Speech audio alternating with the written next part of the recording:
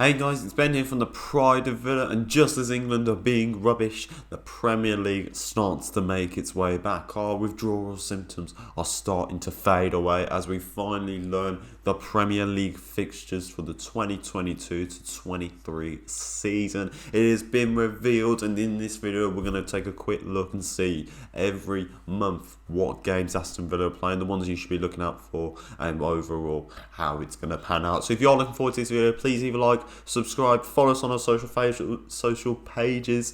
But without further ado, let's get started.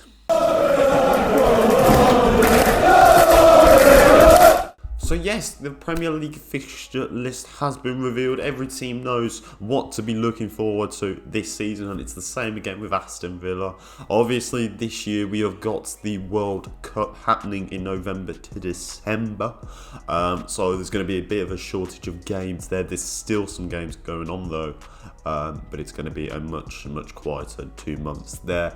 But let's look at where we start off. Obviously, in the last 3 years, we started with Tottenham, Sheffield United, and Watford this year, two promoted teams in the past 2 seasons. And where did Villa start in August? Sorry, that's right, August, a very early start. So we're only about a month, just under 2 months away from it.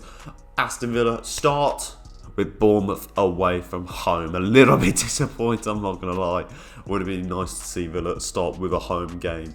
But Bournemouth away, that's going to be a nice little challenge there to see a newly promoted team, how they're going to do. Considering their transfer activity hasn't massively been big this year, well, so far at least.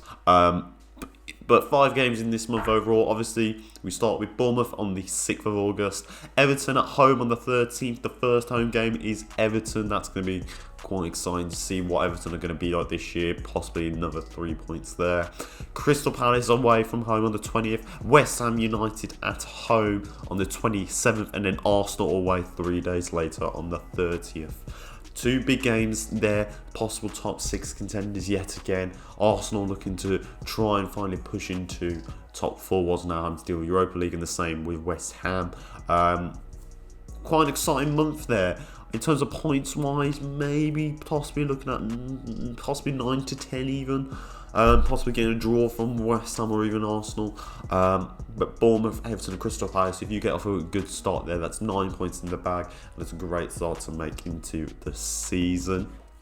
Next up then, we go on to September. Only 3 games this month, but 3 to be fair, quite tough games. 3rd of September then, it's Manchester City at home. It's going to be a bloody interesting game. Obviously, Haaland's been signed, Julian Alvarez, as of recording the talks with Calvin Phillips, and now Marc Cucurella from Brighton.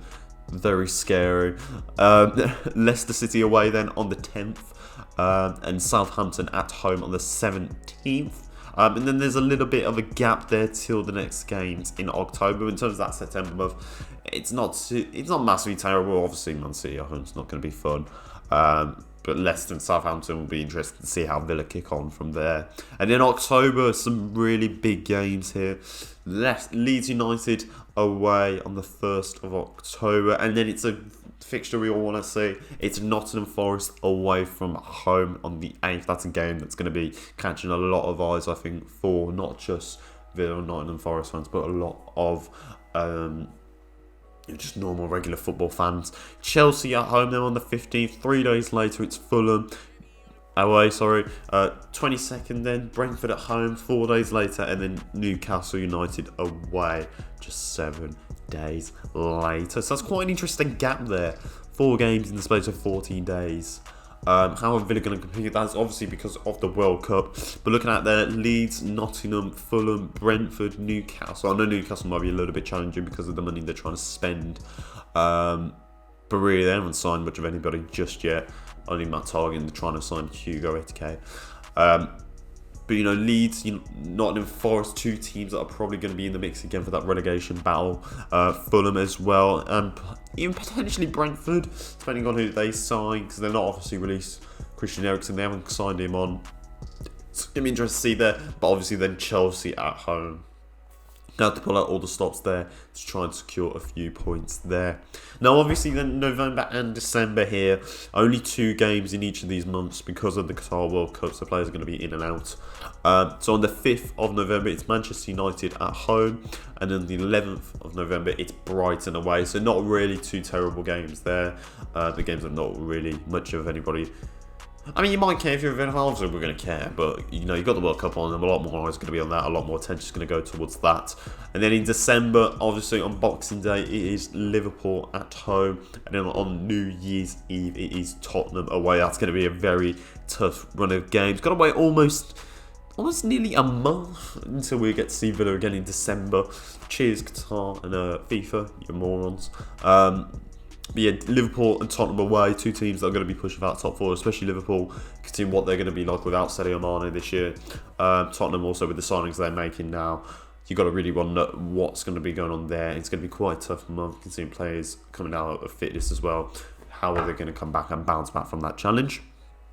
Next up then it is January the 2nd, it is Wolves at home, and then it's another home game with Leeds United again, and then Southampton away. That could be quite an easy month there. You know, Wolves not looking massively great at the moment. Don't really know what the squad's going to be looking like going into next season. And then Leeds again, having played them just in October, and Southampton as well. We're going to be able to understand what to go from there. But the 2 games at home, that's going to be something that fans are going to enjoy straight after Christmas as well. So everyone's going to get back into that Villa mood when they go down to Villa Park. And then for me, probably the hardest month or the set fixtures going into this year. February the 4th, Leicester at home. 11th, it's Man City away. 18th, it's Arsenal at home. And then on the 25th, it is Everton away. It's going to be really, really tough. You don't know where Leicester are going to be. Are they going to be mid-table? Are they going to be pushing for the top 6?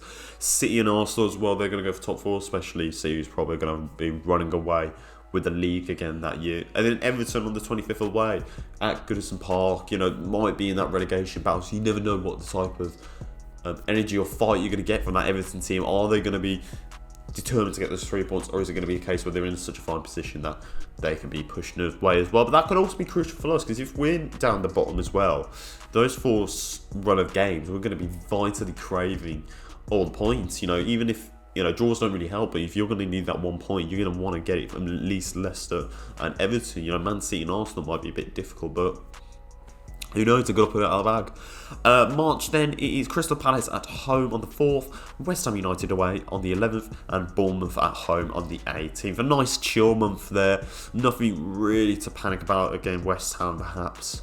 But that's again whether they're going to be pushing on for that top 6 finish. April then, it's another jam-packed month. We've got Chelsea on the 1st away. Forest at home on the 8th, that's something to save your calendars for.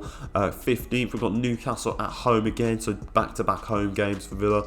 The 22nd is Brentford away, Fulham on the 25th at home, and Manchester United away on the 29th. Very similar to what we got with October, just the case of Leeds United being swapped out there for Manchester United. Again, you know, Forest and Newcastle, maybe even Fulham or Brentford, might be fine for those positions very close to the end of the season. They're going to need all the points that they can get. Chelsea as well, first off, and then ending with Manchester United on that month could be a bit of a challenge there.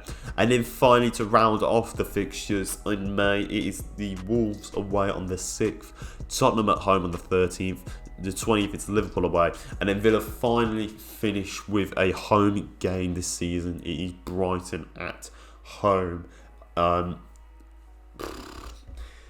That could also be a tough month as well, really. Again, Tottenham and Liverpool, you know, could the title race come down to the wire again? Could top 4 come down to the last game of the seasons?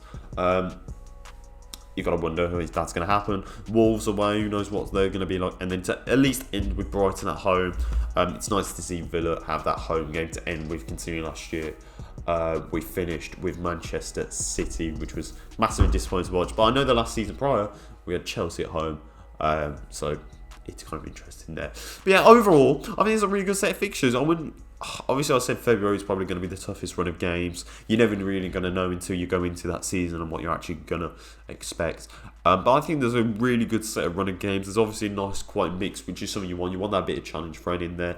I think October is looking like a really good tasting month in terms of just pure points that we could get, but also the excitement. For me, I'm looking forward for Nottingham Forest. It's the game I want to see.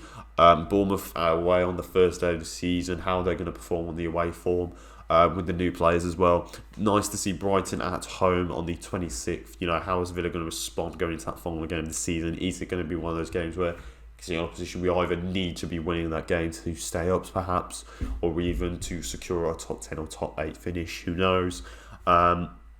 And then obviously April, Nottingham Forest. Really for me, it's just Nottingham Forest. I just want to see what we're going to be like again. Nottingham Forest. It's a team that we've wanted to see in the Premier League for some time now, and it's just going to be the two clash of the two former Titans, just to see it again for a new generation of fans. But yeah, that's the Premier League fixtures. Let me know in the comments down below what you think is going to be your favourite fixture of this season. You can tell us on social media pages as well, Twitter and Instagram. But without further ado, I've been Ben. We'll see you for more news and updates. But until then, up the Villa with the pride of Villa. We'll see you later, boys.